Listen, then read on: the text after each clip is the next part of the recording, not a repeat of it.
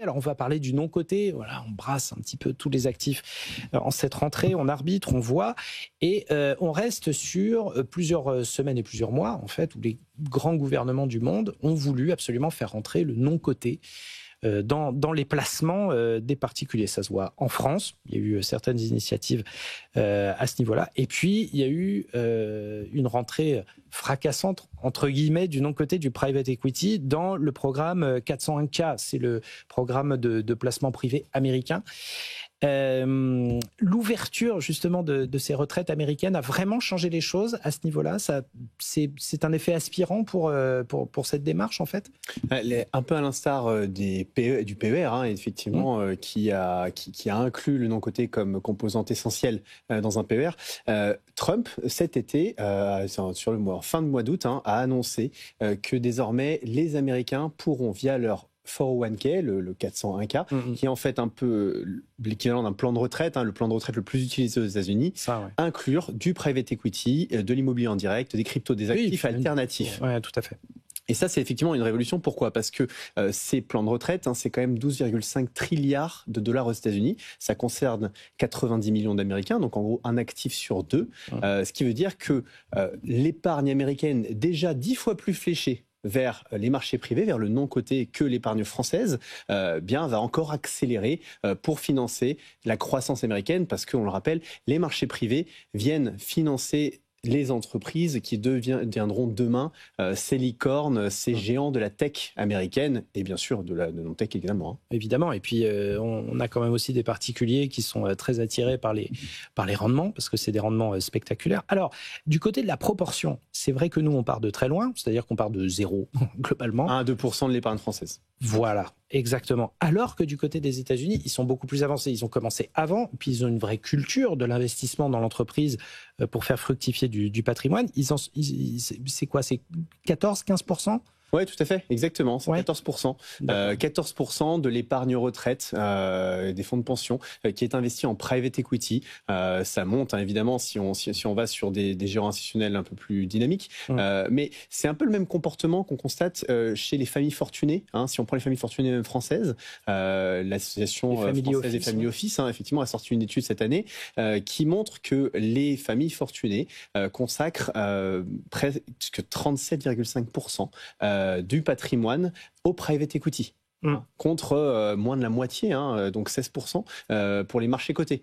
Donc finalement, qu'est-ce qu'on en tire comme leçon ? Lorsqu'on se place sur un horizon très long terme, le private equity va être une classe d'actifs qui potentiellement va délivrer des rendements intéressants. Et puis, si on reprend le contexte cette année, la volatilité va bien effectivement contrebalancer la volatilité des marchés cotés. Oui, tout à fait. Il peut aussi y avoir des informations intéressantes quand on compare les secteurs d'activité qui sont investis. Je crois que naturellement aux États-Unis, on se dirige beaucoup vers la tech, la recherche, tout ça. Moi, je me souviens de TPI l'événement l'année dernière où on avait parlé avec des représentants des family office qui nous disaient « Ah oui, mais pas du tout. Nous, en Europe et singulièrement en France, nos axes de développement et ce qu'on regarde le plus, c'est la santé. » Oui.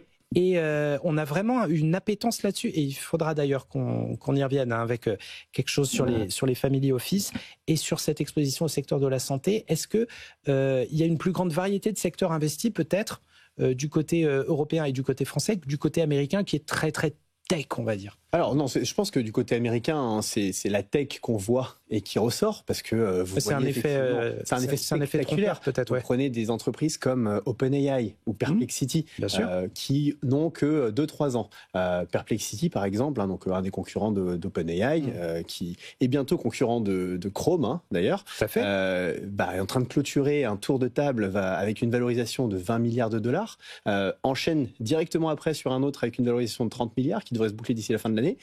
C'est une valorisation qui a été multipliée par 28 en 2 ans.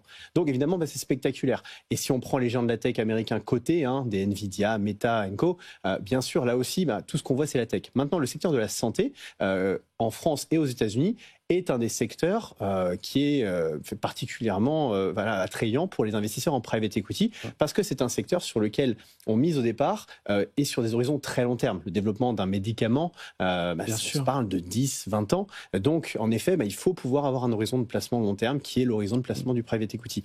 Après, au-delà de la diversité des secteurs et puis des différences entre les pays, il faut savoir que le private equity, c'est pas un bloc homogène. C'est une variété, c'est un portefeuille. Alors, c'est des supports. Vous pouvez investir en direct, vous pouvez investir dans des fonds de fonds, mais vous pouvez également investir à différentes étapes. C'est très différent d'investir en venture, en seed pré-seed, donc l'amorçage, le début, la start-up. Ouais. Un peu ce qui, quand on entend investissement de côté, on s'imagine que c'est l'investissement en start-up, alors qu'en fait, c'est une proportion qui est minoritaire et sur laquelle on a 9 chances sur 10 de perdre. D'où des dispositifs fiscaux comme le JEIR, le dispositif Jeune Entreprise Innovante de rupture qui permet de défiscaliser 50% du montant investi. Bon, finalement, pour avoir un gain court terme qui vient contrebalancer l'énorme risque qui est pris. Mais à côté de ça, vous pouvez investir dans des entreprises qui sont à l'étape du capital développement ou du growth. Là, vous êtes à peine sur 3 sur 100 des entreprises qui ont levé des fonds au départ et qui sont déjà des entreprises matures, en forte croissance, plusieurs dizaines, centaines de millions de chiffres d'affaires, des dizaines, centaines de millions d'euros investis et qui donc ont des chances de perdre qui sont considérablement réduites et un horizon d'investissement qui va être de 3, 5, 7 ans contre 7, 10, 15, 20 ans pour le venture. Donc là, déjà, vous avez une variété. Vous avez même l'infrastructure. Investir dans l'énergie, dans les bornes de recharge, dans les ponts, dans les routes. Le private equity, c'est quelque chose d'extrêmement large, finalement. C'est pas un actif, c'est une variété de sous-actifs. Alors, au milieu de tout ça, il y a le LBO. Tiens, ça fait longtemps qu'on n'en a pas parlé du LBO, parce que c'est vrai que c'est un système de financement qui a eu ses grandes heures de gloire, qui a enrichi énormément de fonds. Maintenant, est-ce que pour le particulier qui veut investir via le private equity sur un support précis, est-ce que de la dette LBO, est-ce qu'une opération de LBO peut être un moment intéressant pour placer des actifs, on va dire? C'est intéressant, tout dépend évidemment de... C'est toujours qu'en private equity, il y a une règle, finalement, ce qui compte, c'est le moment et la valeur à laquelle on va rentrer. Parce qu'on ne maîtrise pas la valeur à laquelle on va sortir.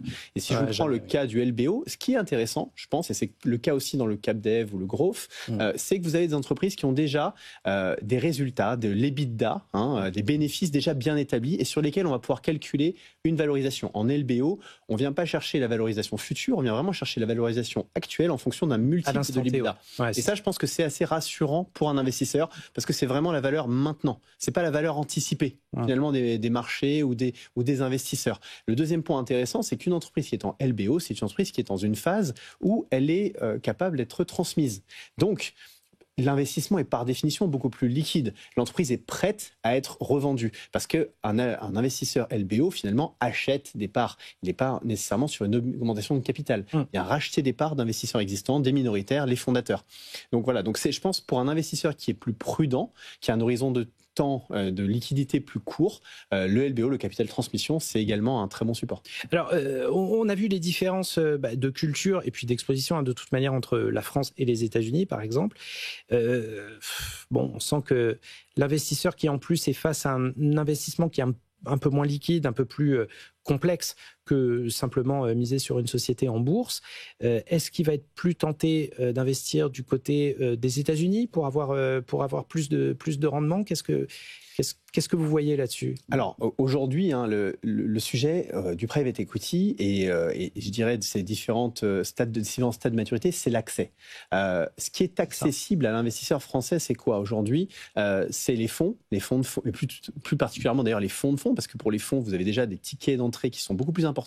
Et puis en investissement direct, aujourd'hui, il y a surtout des réseaux de business angels, des plateformes de crowdfunding sur lesquelles vous avez des projets qui sont beaucoup plus jeunes, beaucoup plus early stage. Le vrai sujet, effectivement, c'est de pouvoir avoir accès à ces opportunités qui sont plus matures et dans lesquelles, pour rentrer, il faut être déjà entré ou être en lien direct avec des investisseurs institutionnels. Bien sûr. Là, effectivement, ce qui va être intéressant, c'est de pouvoir entrer dans ces opportunités de co-investissement auprès de ces investisseurs institutionnels qui ont investi en France ou aux États-Unis.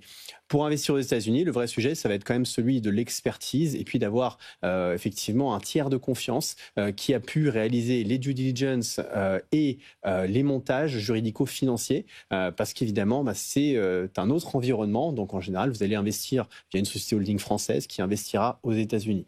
Le faire en direct, c'est aujourd'hui plus compliqué pour un particulier. Et justement, c'est ça qui doit être rassurant pour l'investisseur, c'est qu'en plus, il est en contact direct avec quelqu'un qui a les mains dans le cambouis, j'allais dire, qui est vraiment dans les finances de l'entreprise et qui la connaît de fond en comble pour le coup. Alors oui, maintenant, je conseille toujours à un investisseur de n'investir que dans ce qu'il comprend. C'est la règle numéro 1 d'investissement. Et ça restera une règle numéro 1 de cette émission. Si on ne comprend pas, on n'investit pas. JP Morgan. Voilà, exactement. Très bien de se fier à un intermédiaire, mais c'est mieux de comprendre ce que vous dit l'intermédiaire de fond en comble, d'avoir accès aux informations et d'être capable de décrypter à la fois la partie financière, mais également la partie juridique. Et pour terminer sur ce sujet États-Unis, je pense que le point le plus intéressant lorsqu'on investit dans des entreprises privées aux États-Unis, ça va être celui de la liquidité. Le marché américain, et notamment tech, est beaucoup plus liquide. Parce que beaucoup de fusions-acquisitions et également beaucoup d'IPO dans la tech, beaucoup plus qu'en France où effectivement les IPO sont un peu en berne.